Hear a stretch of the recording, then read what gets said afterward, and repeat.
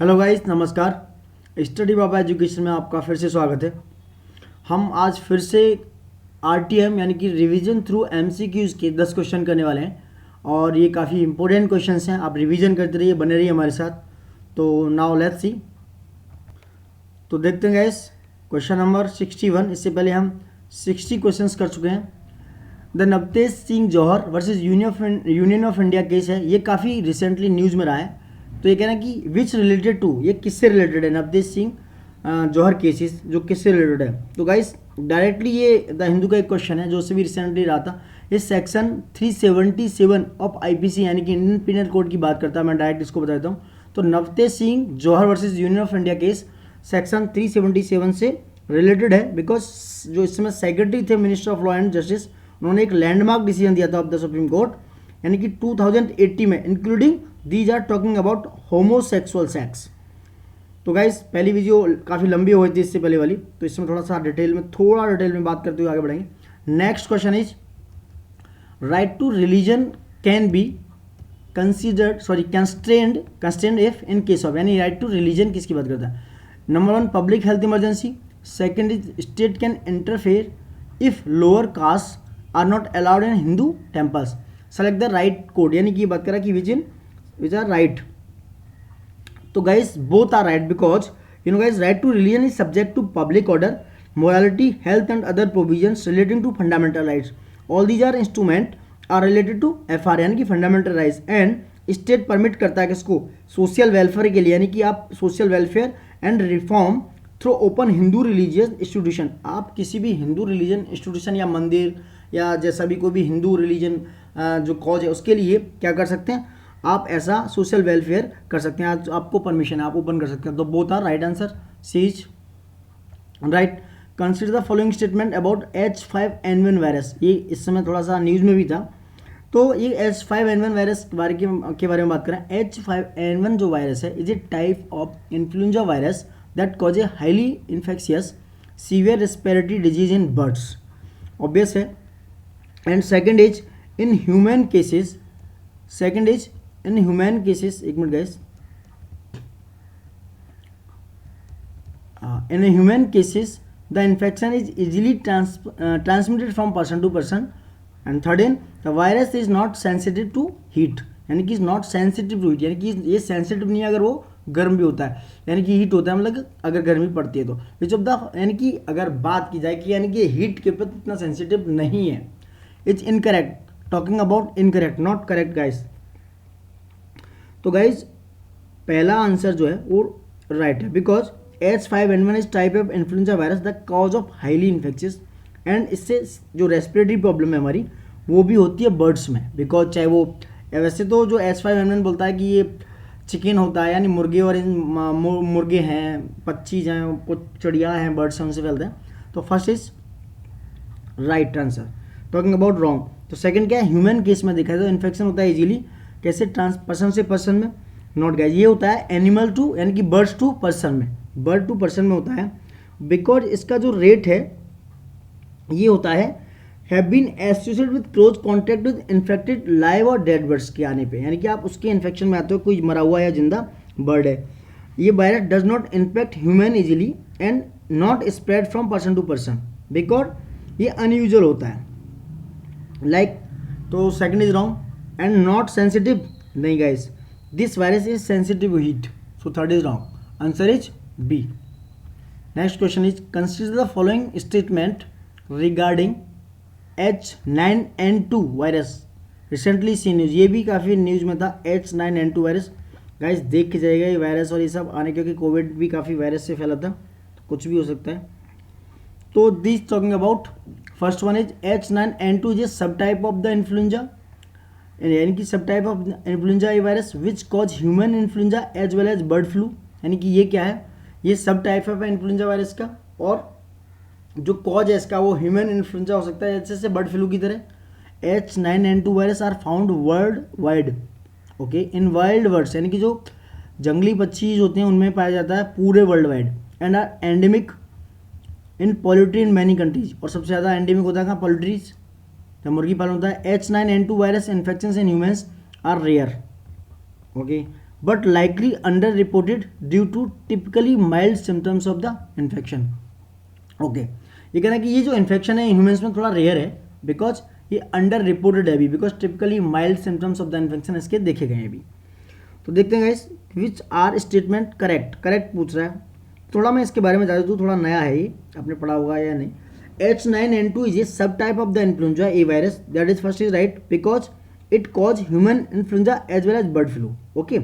According to US National Center for Biotechnology Information के द्वारा इस वायरस को बताया गया कि ये वर्ल्ड वाइड जो वाइल्ड बर्ड्स हैं उनमें फैला हुआ है. एंड गाइस WHO ने इसको एंडेमिक करार दिया है. एंड H9N2 वायरस जो है ये human are rare but likely under reported. That is also right because इसका जो एक ह्यूमन इन्फेक्शन हुआ था have been observed in Hong Kong China में. तो दैट इज एक ही केस आदि मिला ह्यूमन इन्फेक्शन में, तो that is rare. So answer is 3 यानी कि ऑल आर 3. डी की बात हो रही है यानी कि ऑल आर 3. पढ़ के जाना इसके बारे में guys. Consider the following statement with the respect to institution of eminence scheme. ये भी इंपॉर्टेंट है कि इंस्टीट्यूशन ऑफ एमिनेंस की बात कर रहे थे. Only higher education institution allowed to become institution of eminence. Okay, under the scheme, Greenfield institution would get 3-year period to establish and operationalize the institution. Okay guys, यानी इसी scheme में बात करना है कि जो ग्रीनफील्ड इंस्टीट्यूशन है वो क्या करेंगे 3 साल तक एस्टेब्लिश और ऑपराइज कर सकता है कोई भी इंस्टीट्यूशन. 3 साल तक उनको get 3-year period to establish in that. तो which of the statements are correct. तो guys answer is first is wrong because not higher education because it's long to empower the higher education institution and to help them become world class teaching and research institution, not to be higher education institution allowed to become इतना. तो ये objective इसके अलग अलग हैं. Excellence and innovation है, specialisation है, global rating भी है, बहुत सारे काम है, क्वालिटी टीचिंग एंड रिसर्च के बारे में भी है. तो that is first is wrong. तो answer is B because scheme greenfield institution would get 3-year period. ये राइट आंसर है. बी आंसर इसका राइट है. नेक्स्ट क्वेश्चन इज गाइस 66 देखते हैं. इन इंडिया, एक minute, in India the natural capital accounting and valuation of the ecosystem series यानी NCAPS is being implemented by which ministry या which institution. तो direct question है guys. ये जो according to the natural capital accounting and valuation of the ecosystem service है उसको देखता है guys ministry of environment forest and climate change and second ministry of statistics and programme implementation. तो guys D is right answer because both are right. First and इसके बारे में बता दूं NCAPS के बारे में, यानी कि जो NCAPS जो इंडिया फॉरम हुई थी 2021 इसमें इम्प्लीमेंटेड किया गया था ministry of static and programme implementation and with the collaboration of ministry of environment forest and climate change and the NRSC यानी कि national remote sensing centre is also included in this NCAPS 2020 forum. और इसका जो है virtual format होती, इसका focus area देख लीजिए एक बार. ये बिल्डिंग करता है यानी कि बिल्ड करेगा एक स्ट्रॉन्गर अवेयरनेस यानी कि जागरूक करेगा किसके बारे में, environment and to show a very way forward toward contribution the natural capital to achieve a better environment better tomorrow. ठीक है, यानी कि ये इन्वायरमेंट को बेटर करने के लिए एक नई स्कीम लागू की है जो ministry of environment forest and climate change and ministry of static and programme implementation के द्वारा लागू की गई है. नेक्स्ट क्वेश्चन है national internet exchange of India यानी कि निक्सी के बारे में कि what is NIXI. Not for profit organisations. Okay guys, यही आई थिंक मुझे यही सही लग रहा है, लेकिन देखते हैं और आंसर्स क्वेश्चंस भी. ऑप्शन इज सेकंड इज कि policy think tank of the government of India यानी कि policy thinking of the government India है ये, या regulatory body of the government of India है, या नन ऑफ द अबव. तो आंसर इज फर्स्ट वन, क्योंकि जो national internet exchange of India है वो फर्स्ट आंसर इसका राइट है. बिकॉज जो निक्सी जो है अनाउंस किया गया था ऑफर ए फ्री आईडी यानी कि free ID and internationalise domain name. ये डोमेन प्रोवाइड कराता है of any their preferred 22 official Indian languages जो हमारे किसमें शेड्यूल 8 में, उनके लिए ये क्या कराता है डोमेन. तो right first is right answer guys. 68 question देखते हैं. Consider the following statement regarding Guru Ravidas. Guru Ravidas जयंती हुई थी उसके बारे में. तो फर्स्ट है Guru Ravidas taught removal of social division of caste and यानी कि caste and gender, sorry division of caste and gender के बारे में कहा कि भाई रिमूव करो इसको, and promoted unity in the pursuit of personal spiritual freedoms.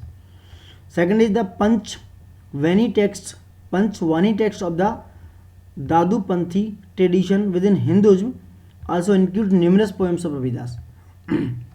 यानी कि जो पंचवानी टेक्स्ट है ऑफ द दादूपंथ की जो कहानी है, उनका ट्रेडिशन है हिंदुइज्म की, उनके बारे में इंक्लूड किया गया है. इस पोएम रविदास की पोएम इंक्लूड की गई है क्या, पंचवानी टेक्स्ट में.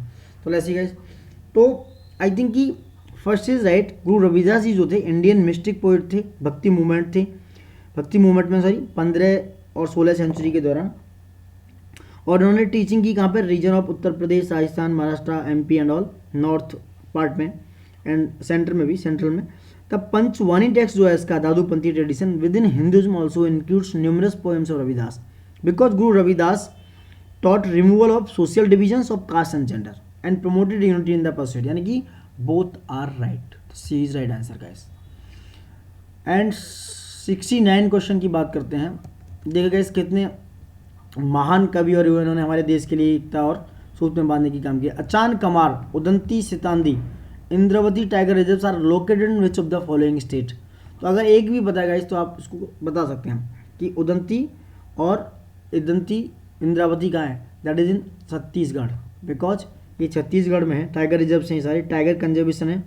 Because Guru Ghasidas national park भी है.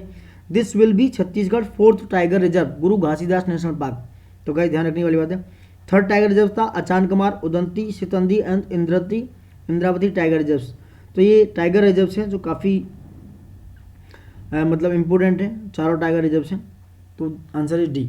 The wasteland atlas has been release by, यानी कि वेस्ट लैंड एटलस किसने रिलीज किया है, answer is G. B direct question है right guys. Ministry of rural development है, ध्यान रखिएगा मिनिस्ट्री ऑफ रूरल, बिकॉज हम कभी कभी मिनिस्ट्री ऑफ अर्थ लगा देते हैं या एनवायरमेंट, बिकॉज लगता है कि ये इन्वायरमेंट हो सकता है. तो वेस्ट लैंड एटलस जो रिलीज किया है मिनिस्ट्री ऑफ रूरल डेवलपमेंट है. तो थैंक यू गाइस, आज हमने 10 क्वेश्चन कर लिए. नेक्स्ट देखते हैं, बने रहिए, देखते रहिए and please like and subscribe. थोड़ा मेहनत कर रहे हैं गाइस हम भी.